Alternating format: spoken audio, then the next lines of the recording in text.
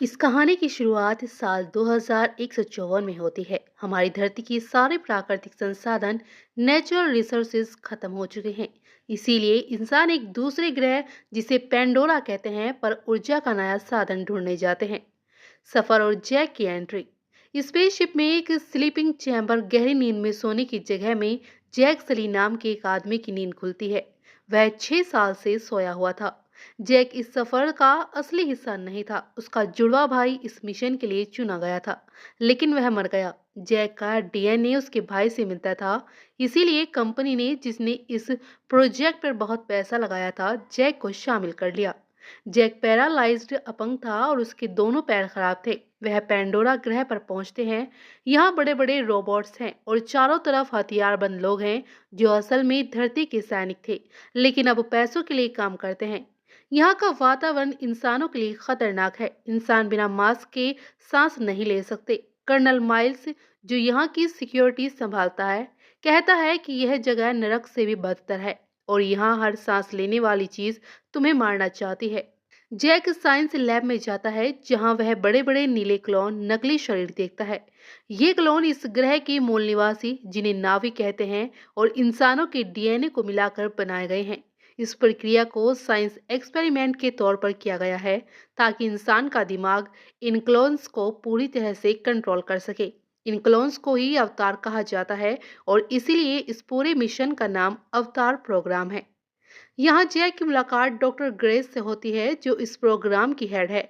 Grace को Jack की नहीं, बल्कि उसके वैज्ञानिक भाई की जरूरत थी, लेकिन प्रोजेक्ट हेड पार्कर जैक को भेजते हैं। पार्कर कहता है कि अगर हम नावी लोगों की तरह दिखेंगे तो उनसे जल्दी दोस्ती कर पाएंगे, क्योंकि उनके साथ हमारे रिश्ते बिगड़ते जा रहे हैं। पार्कर एक पत्थर दिखाता है। यह इस ग्रह की जमीन में बहुत है और धरती पर इसकी कीमत 1 किलो की 100 करोड़ है। यही वजह है कि वह पेंडोरा पर है। जैक एक मशीन, जिसे स्लीपिंग चैम्बर कहते हैं, के अंदर जाता है। जैसे ही वह सोता है, उसका क्लोन अवतार एक्टिव हो जाता है। जब जैक का अवतार उठता है तो वह बहुत खुश होता है, क्योंकि इस नए शरीर में उसके पैर बिल्कुल ठीक होते हैं। वह बाहर निकलता है और पूरी ताकत से भागता है। यह एक ऐसे इंसान के लिए सबसे बड़ी खुशी थी जिसके पैर खराब थे। जब उसका अवतार सो जाता है तो जैक अपने इंसानी शरीर में होश में आ जाता है, और जब जैक सोता है तो उसका अवतार जाग जाता है। अगले दिन कर्नल माइल्स जैक को बुलाता है। वह जैक से कहता है कि उसे साइंस में कोई दिलचस्पी नहीं, बल्कि एक सिपाही की जरूरत है। कर्नल बताता है कि नाविकों के गांव के नीचे बहुत सारा अनोबटिनियम है। वह चाहता है कि जैक नावी के बीच जाए, उनसे दोस्ती करे और सही समय पर उन्हें गांव खाली करने को कहे, ताकि वे पत्थर निकाल सकें। अगर जैक यह काम करेगा तो कर्नल उसके असली पैर हमेशा के लिए ठीक करवा देगा। जैक तुरंत हाँ कह देता है। जंगल में खोना। जैक, ग्रेस और उनके कुछ साथी एक दिन जंगल में जाते हैं। जैक अकेला पड़ जाता है और एक खतरनाक जानवर, वाइपर वॉल्फ, उसका पीछा करता है।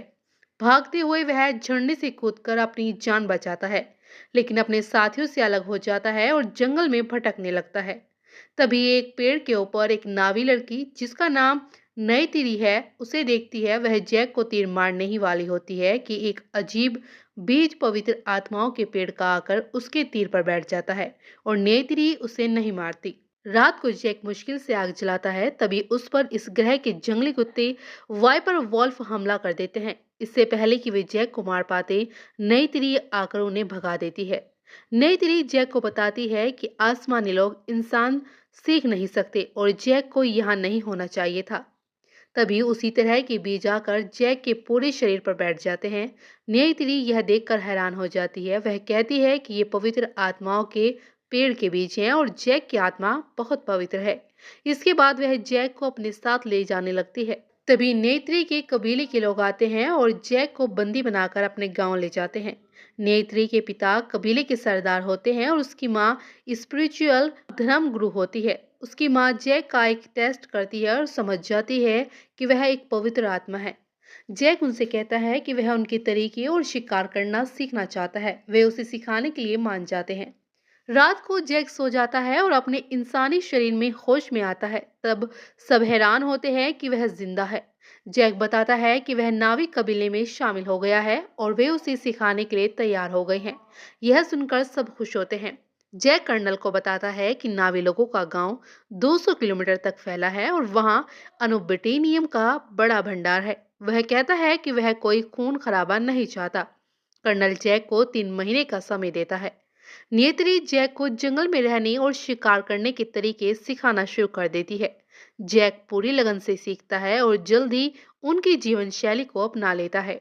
एक दिन नेत्री जैक से कहती है कि अब वह नावी बनने के लिए तैयार है। नावी बनने के रिवाज के लिए हर इंसान को अपनी ट्रेनिंग पूरी होने पर एक उड़ने वाला विशाल पक्षी चुनना होता है, जिसे इकरान कहते हैं। एक नावी अपनी पूरी जिंदगी में सिर्फ एक ही इकरान को चुनता है।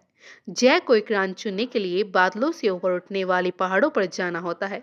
नेत्री बताती है कि जैक को वही इकरान चुनना है जो उस पर हमला करेगा।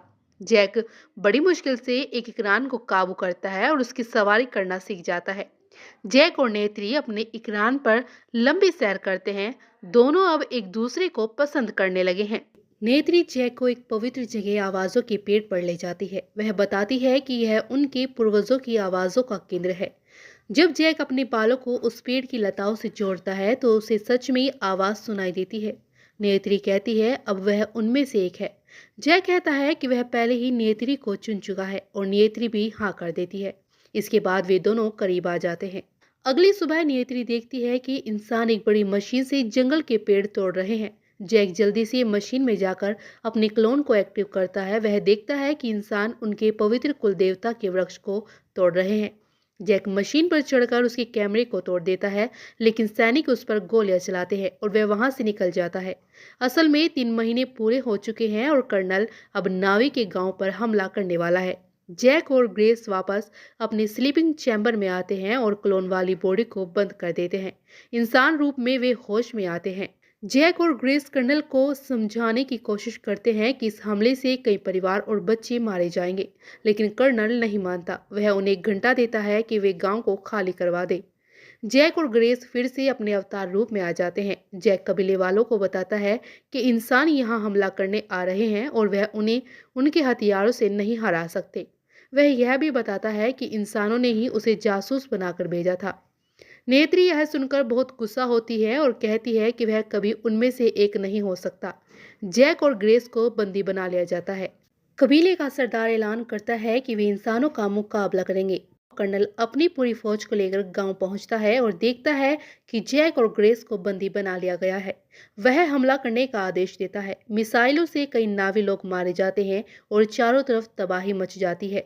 नेत्री की मां धर्मगुरु जैक के पास आती हैं और उसकी रस्सियां काट देती हैं। जैक उनकी मदद करने की कोशिश करता है, लेकिन उनका विशाल पेड़ कुल देवता का वृक्ष गिरना शुरू हो जाता है। नेत्री के पिता सरदार भी मारे जाते हैं। जैक और ग्रेस की मशीनें बंद कर दी जाती हैं और वे इंसान के रूप में बेहोश हो जाते हैं। उन्हें और उनके साथियों को बंदी बना लिया जाता है।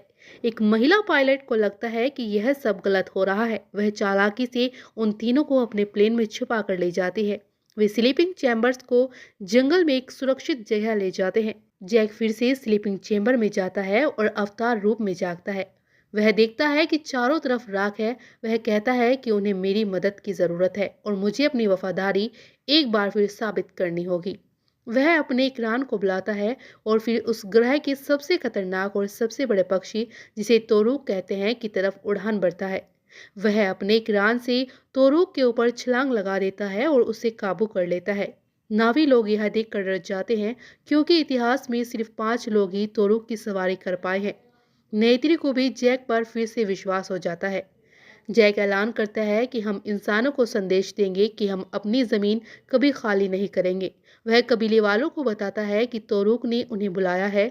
तोरूक पर सवारी करने वालों को भी तोरूक मकटो कहा जाता है। जैक आवाजों के पेड़ के पास जाता है और इस ग्रह की देवी ईवा से प्रार्थना करता है। वह कहता है कि हम इंसानों को हराने के लिए काफी नहीं हैं और उसे ईवा की जरूरत है, जो इस ग्रह के हर जीव जंतु में निवास करती है। अगले दिन इंसान अपने विशाल पेड़ को तोड़ने के लिए आगे बढ़ते हैं। जैक और उसके साथी युद्ध के लिए तैयार होते हैं। हवा से और जमीन से हमला होता है। जैक तोरूक पर सवार होकर इंसानों के कई हेलीकॉप्टर्स को अपने पंजों से पकड़कर फेंक देता है, लेकिन इंसानों के पास हथियार और गोलियां हैं, जबकि नावी के पास नहीं। नावी धीरे धीरे हारने लगते हैं। तभी सभी इंसानों की रेडियो पर एक संदेश आता है कि कोई बहुत तेजी से उनकी ओर बढ़ रहा है। अचानक इस ग्रह के खतरनाक जानवर, जिन पर गोलियों का असर नहीं होता, इंसानों पर हमला कर देते हैं। आसमान में भी बहुत सारे ईरान हेलीकॉप्टर्स को घेर लेते हैं, यानी जैक की प्रार्थना देवी ईवा ने सुन ली थी। कर्नल हार नहीं मानता। वह एक बड़े रोबोट एएमपी सूट के अंदर आता है और जैक पर हमला करता है। दोनों के बीच जबरदस्त लड़ाई होती है। कर्नल को वह स्लीपिंग चेंबर दिख जाता है जिसके अंदर जैक का इंसानी शरीर सोया हुआ है। वह चेंबर को तोड़ना शुरू कर देता है। जैक का क्लोन कमजोर पड़ जाता है और कर्नल चाकू से जैक का गला काटने ही वाला होता है कि नेत्री वहां पहुंचती है और अपने तीर से कर्नल के सीने के कवच को भेद देती है। कर्नल मर जाता है। अब जैक का इंसानी शरीर उड़ जाता है और उसका क्लोन पूरी तरह से निष्क्रिय हो जाता है। जैक को सांस लेने में बहुत तकलीफ होती है क्योंकि वह इस वातावरण में बिना ऑक्सीजन मास्क के सांस नहीं ले सकता।